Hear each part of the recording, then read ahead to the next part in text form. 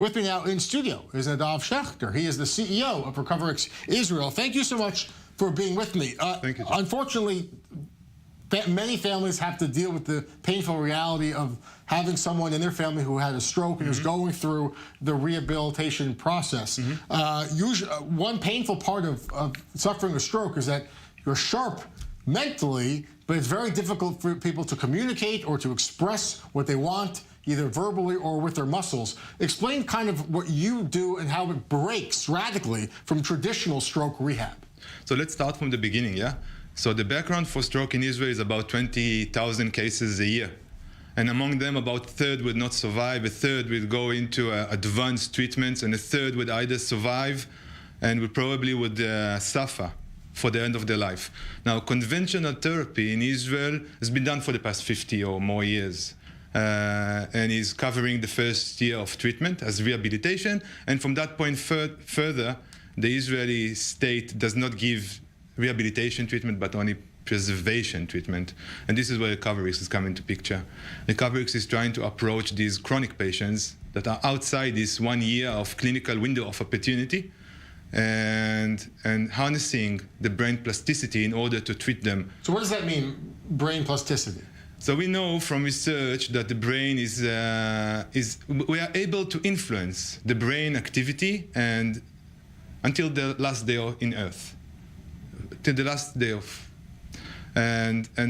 this fact is what drives us forward. We are trying to manipulate brain activity and to stimulate cells in order to change their role and to control the upper limb. So is that done, it's done through virtual reality? I mean, you're projecting simulations and trying to stimulate muscles? Do they respond? Do they understand what needs to be done, the muscles? The muscles understand. So the thing is that after somebody suffered from stroke, usually is brain activity that is in charge on imagining movements still exists. And we're trying to harness this activity into what we're trying to achieve. So we're trying to tell them to imagine they are moving the arm.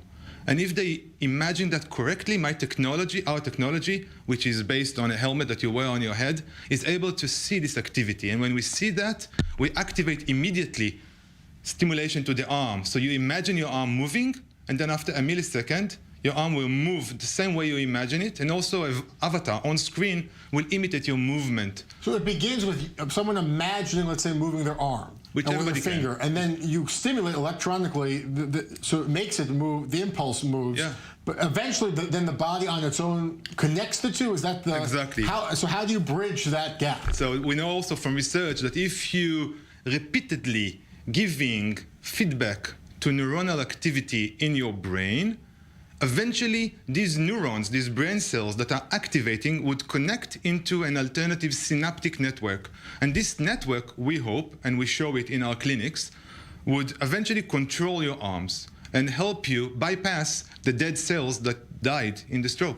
So is it easier to learn this rehabilitation with the arms compared to the legs, compared to a finger versus, explain the different muscle groups. We're still not working on legs. Legs is still under research in Austria. So what we do in Israel, we implemented the arm. The arm is already researched, and we have very nice findings.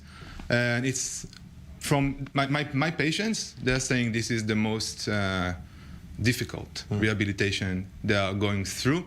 It demands a full 1 hour of totally concentration. You cannot run away. You have to concentrate in either your right imaginary movement or the left imagery movement, and you cannot go away. Really incredible and radical new technology being brought here to Israel. The CEO of recoveriX, Nadav Shechter, thank you so much for being with us and explaining the research and the work that you do. With pleasure.